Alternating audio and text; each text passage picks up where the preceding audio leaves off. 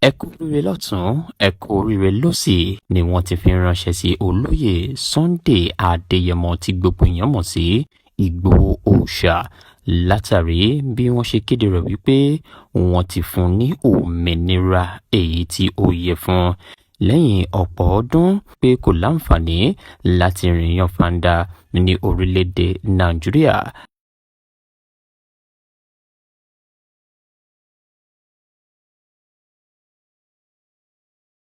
Ṣe pẹ̀lú ààrẹ Bọ́lá Ahmed Tinubu òun ni ó bí ìgbésẹ̀ yìí. Ní báyìí olóyè Sunday Ìgbòho ti gba òmìnira o.